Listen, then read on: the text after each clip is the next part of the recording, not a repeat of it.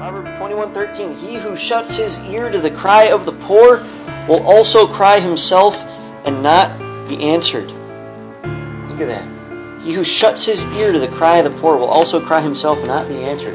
Here's the cry of the poor. Thousands, millions of people in the Philippines right now crying for help, saying, someone come help us. We're hungry, we're thirsty, we have nowhere to live. Our children are dying, people are dying here. Basic human compassion should move us to do something, but the love of God should move us to do everything we can do, everything we possibly can do.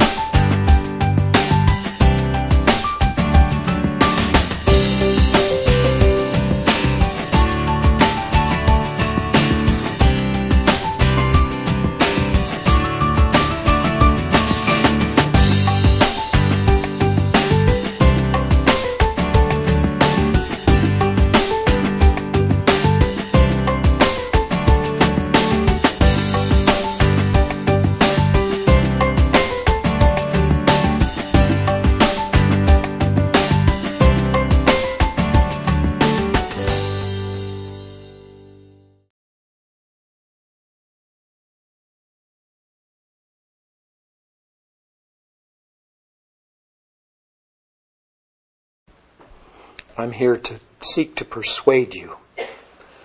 We don't have time to waste. We must work while it is day. The night is coming, soon coming, when no man will be able to work.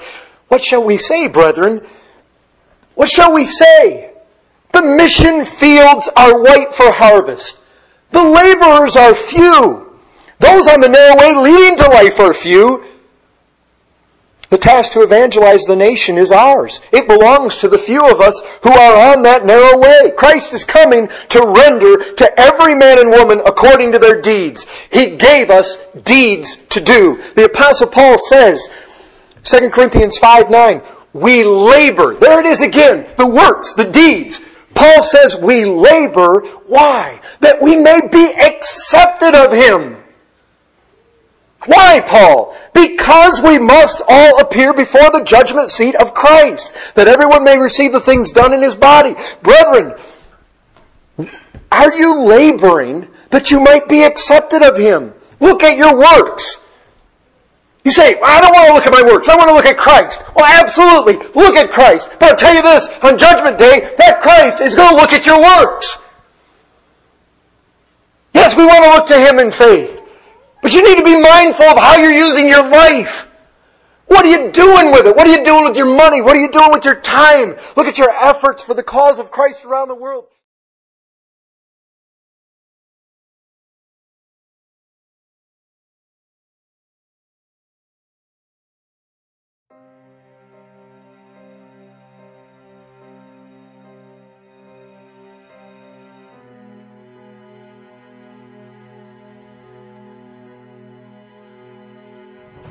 It's not about your good intentions. It's not what you had hoped to do, but never got to. It's going to be your works. And you and I can't get away from it. It's coming. We can hold on to this pulpit. You can grab hold of your seat. You cannot get away from this. It is coming at you. It is coming down the road, folks, and there is nowhere to hide. And we've got to give an account. Folks, our risen Lord, with all power and authority, you heard about it, Matthew 28. He gave a commission to the church. He bids us. He bids us. He commands us. We are to take His love, His gospel, His truth, and we are to go among the nations. Why? To work. To labor, to multiply deeds of mercy and compassion, not to sleep, not to daydream, but to accomplish brave deeds of love and mercy and sacrifice. And He promises, this is the thing, He promises to be with us to the end. It's our works, brethren. The Lord of the church told us where to go. And where is that? To the nations. And He tells us what He wants our works to be like when we get there. And that can be your own backyard. It can be across town. It can be in the faraway nations. That's where we're to go. Starting at our Jerusalem, working outward Judea, Samaria, uttermost parts of the world. That's where we're to go. But how are we to go? Hot, brethren. Hot. I would that you were either hot or cold. Show yourself committed or show yourself with the damn. We can take a dying man, raise him up to life again. What can heal a wounded soul? What can make us white as snow? What can fill